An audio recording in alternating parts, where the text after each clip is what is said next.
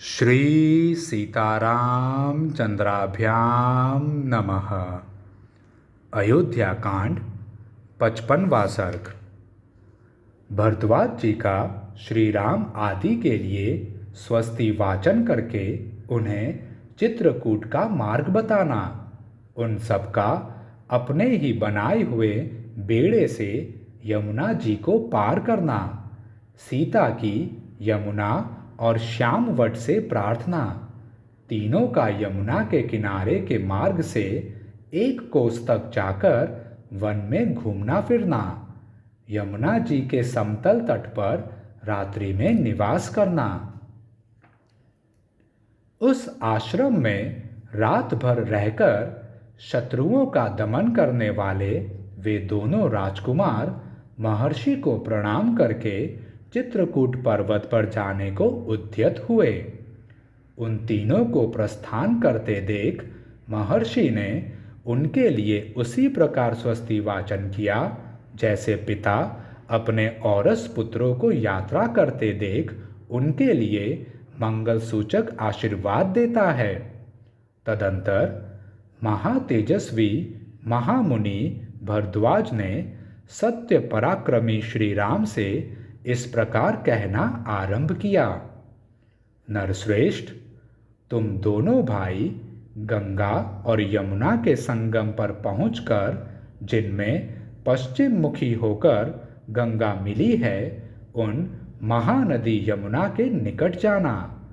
रघुनंदन, तदंतर गंगा जी के जल के वेग से अपने प्रवाह के प्रतिकूल दिशा में मुड़ी हुई यमुना के पास पहुंचकर लोगों के आने जाने के कारण उनके पद चिन्हों का चिन्हित हुए अवतरण प्रदेश को अच्छी तरह देखभाल कर वहां जाना और एक बेड़ा बनाकर उसी के द्वारा सूर्य कन्या यमुना के उस पार उतर जाना।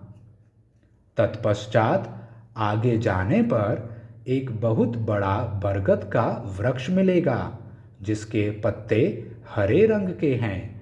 वह चारों ओर से बहुसंख्यक दूसरे वृक्षों द्वारा घिरा हुआ है। उस वृक्ष का नाम श्यामवट है। उसकी छाया के नीचे बहुत से सिद्ध पुरुष निवास करते हैं।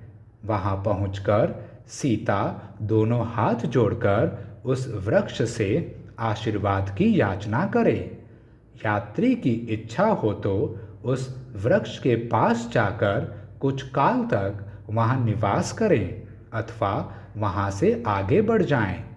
श्यामवट से 1 कोस दूर जाने पर तुम्हें नीलवन का दर्शन होगा, जहां सल्लकी और बेर के भी पेड़ मिले हुए हैं। यमुना के तट पर उत्पन्न हुए बांसों के कारण वह और भी रमणीय दिखाई देता है। यह वही स्थान है जहां से चित्रकूट को रास्ता जाता है। मैं उस मार्ग से कई बार गया हूँ। वहाँ की भूमि कोमल और दृश्य रमणीय है। उधर कभी दावानल का भय नहीं होता है। इस प्रकार मार्ग बताकर जब महर्षि भरद्वाज लौटने लगे तब श्री राम ने तथास्तु कहकर उनके चरणों में प्रणाम किया और कहा, अब आप आश्रम को लौट जाइए। उन महर्षि के लौट जाने पर श्री राम ने लक्ष्मण से कहा, सुमित्रानंदन, तुम्हारा कल्याण हो। ये मुनि हमारे ऊपर जो इतनी कृपा रखते हैं, इससे जान पड़ता है कि हम लोगों ने पहले कभी महान पुण्य किया है। इस प्रकार बातचीत करते हुए वे दोनों मनस्वी पुरुष सिंह सीता को ही आगे करके यमुना नदी के तट पर गए। वहाँ कालिंदी का स्रोत बड़ी तीव्र गति से प्रवाहित हो रहा था। वहाँ पहुंचकर वे इस चिंता में पड़े कि कैसे नदी को पार किया जाए, क्योंकि वे तुरंत ही यमुना जी के जल को पार करना चाहते थे। फिर उन दोनों भाइयों ने जंगल के सूखे काठ बटोर कर उन्हीं के द्वारा एक बहुत बड़ा बेड़ा तैयार किया। वह बेड़ा सूखे बांसों से व्याप्त था और उसके ऊपर खस बिछाया गया था। तदंतर पराक्रमी लक्ष्मण ने बेंत और जामुन की टहनियों को काटकर सीता के बैठने के लिए एक सुखद आसन तैयार किया। दशरथ नंदन श्री राम ने लक्ष्मी के समान अचिंत्य ऐश्वर्य वाली अपनी प्रिया सीता को, जो कुछ लज्जित सी हो रही थी, उस बेड़े पर चढ़ा दिया और उनके बगल में वस्त्र एवं आभूषण रख दिए।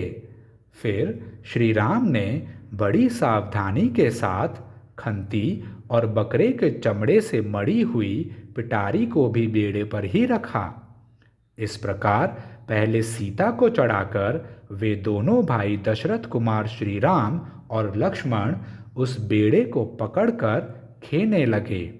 उन्होंने बड़े प्रयत्न और प्रसन्नता के साथ नदी को पार करना आरंभ किया। यमुना की बीच धारा में आने पर सीता ने उन्हें प्रणाम किया और कहा, देवी, इस बेड़े द्वारा मैं आपके पार जा रही हूँ।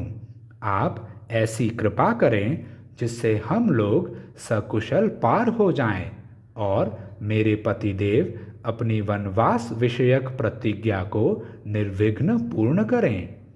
इक्ष्वाकु वंशी वीरों द्वारा पालित अयोध्यापुरी में श्री रघुनाथ जी के सकुशल लौट आने पर मैं आपके किनारे एक सहस्त्र गौओं का दान करूंगी और सैकड़ों देव दुर्लभ पदार्थ अर्पित करके आपकी पूजा संपन्न करूंगी। इस प्रकार सुंदरी सीता हाथ जोड़कर यमुना जी से प्रार्थना कर रही थी। इतने ही में वे दक्षिण तट पर जा पहुंची। इस तरह उन तीनों ने उसी बेड़े द्वारा बहुसंख्यक तटवर्ती वृक्षों से सुशोभित और तरंग मालाओं से अलंकृत शीघ्रगामिनी सूर्य कन्या यमुना नदी को पार किया। पार उतरकर उन्होंने बेड़े को तो वहीं तट पर छोड़ दिया और यमुना तटवर्ती वन से प्रस्थान करके वे हरे हरे पत्तों से सुशोभित शीतल छाया वाले श्याम वट के पास जा पहुँचे। वट के समीप पहुंचकर विदेह नंदिनी सीता ने उसे मस्तक झुकाया और इस प्रकार कहा, महावृक्ष, आपको नमस्कार है। आप ऐसी कृपा करें जिससे मेरे पति देव अपने वनवास विषयक व्रत को पूर्ण करें तथा हम लोग वन से सकुशल लौटकर माता कौशल्या तथा यशस्विनी सुमित्रा देवी का दर्शन कर सकें। इस प्रकार कहकर मनस्विनी सीता ने हाथ जोड़े हुए उस वृक्ष की परिक्रमा की। सदा अपनी आज्ञा के अधीन रहने वाली प्राण प्यारी सती साध्वी सीता को श्याम वट से आशीर्वाद की याचना करती देख श्री राम ने लक्ष्मण से कहा, भरत के छोटे भाई नरश्रेष्ठ लक्ष्मण, तुम सीता को साथ लेकर आगे आगे चलो और मैं धनुष धारण किए पीछे से तुम लोगों की रक्षा करता हुआ चलूँगा। विदेह कुल नंदिनी जनक दुलारी सीता जो जो फल या फूल मांगे अथवा जिस वस्तु को पाकर इनका मन प्रसन्न रहे वह सब इन्हें देते रहो।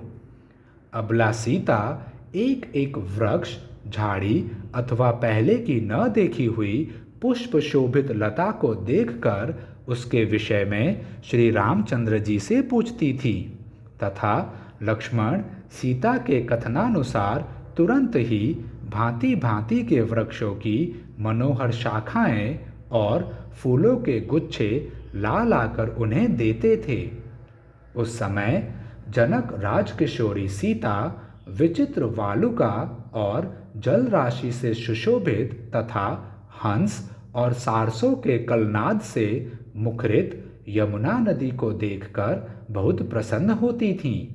इस तरह एक कोस की यात्रा करके दोनों भाई श्री राम और लक्ष्मण प्राणियों के हित के लिए मार्ग में मिले हुए हिंसक पशुओं का वध करते हुए यमुना तटवर्ती वन में विचरने लगे। उदार दृष्टि वाले वे सीता, लक्ष्मण और श्री राम मोरों के झुंडों की मीठी बोली से गूंजते तथा हाथियों और वानरों से भरे हुए उस सुंदर वन में घूम फिरकर शीघ्र ही यमुना नदी के समतल तट पर आ गए और रात में उन्होंने वहीं निवास किया। इस प्रकार श्री वाल्मीकि निर्मित आर्ष रामायण आदि काव्य के अयोध्या कांड में 55वां सर्ग पूरा हुआ। जय श्री राम।